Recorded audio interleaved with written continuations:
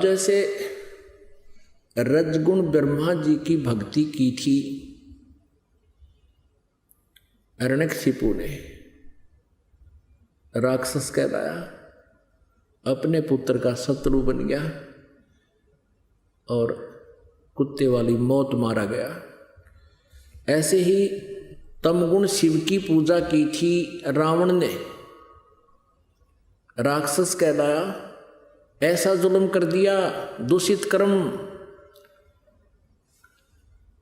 अपनी ही माता को उठा ले गया। यानी भगवान शिव की पूजा करता था। ब्रह्मा जी, विष्णु जी, शिव जी, ये तीनों भाई हैं, बड़ा ब्रह्मा, बीच वाला विष्णु, छोटा शंकर। अब भगवान विष्णु की पत्नी माता हुई, क्योंकि जिसको वो इष्ट मान रहे थे शंकर भगवान को, उसका बड़ा भाई, और रावण पुजारी। ऐसे ही इस तमगुण शिव की पूजा की थी भस्मागिरी ने। भगवान शिव जी के महल के सामने, गेट के सामने, सिर आसन पर, ऊपर ने पैर, नीचे को सिर करके 12 वर्ष खड़ा रहा उल्टा। एक दिन पार्वती जी की प्रेरणा से, प्रार्थना से भगवान शिव ने उस भस्मागिरी से पूछ लिया कि तू क्या चाहता है, मांग, तूने जो मांगना है, मैं तेरे से प्रसन्न हो गया हूं। अब भस्मागिरी ने कहा कि भगवान आप वचनबद्ध हो जाओ तब मांगू।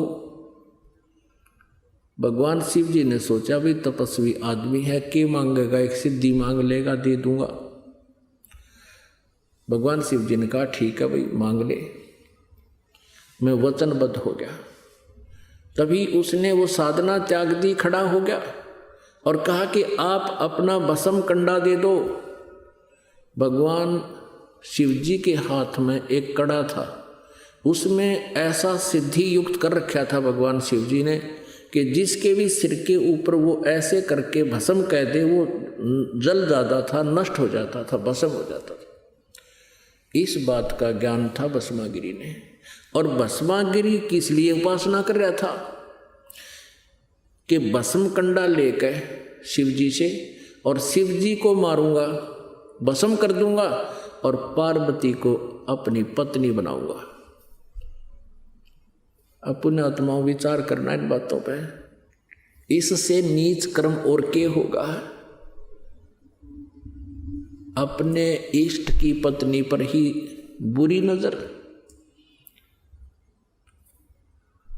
अब भगवान शिव जी को ये नहीं मालूम इस दुष्ट के मन में के कुधारना है,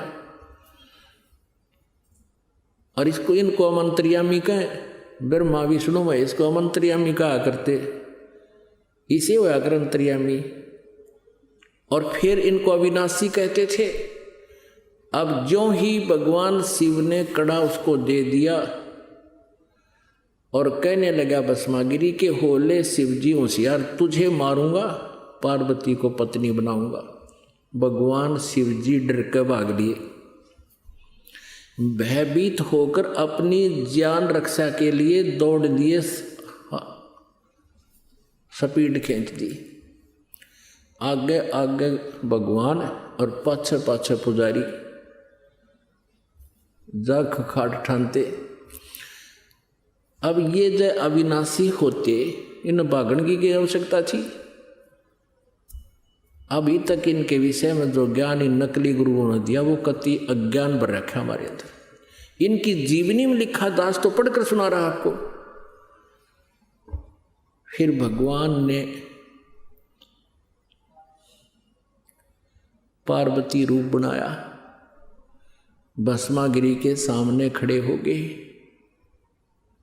भस्मागिरी से बोले कि रुक जाओ, अब शिवजी तो तेरे पास आएगा नहीं, उसको तो इतना भय है कि जब तक तेरे पास कड़ा है वो निकट नहीं आएगा। अब भस्मागिरी का तो उद्देश्य यही था कि पार्वती मिले मुझे। आगे आपको इस कथा का पता ही है कि भगवान ने फिर उसको गंडहत नाच नचा के और उसी कड़े से उसका हाथ ऊपर ले आकर के ऐसे नाच इस हाथ को ऊपर कर, इसको नीचे कर। जब वो कड़े वाला हाथ उसके ही सिर पर पहुंच गया तब कह दिया भस्म। वो भस्मा गिरी मर गया। उसके बाद वो भस्मा असुर कहलाया।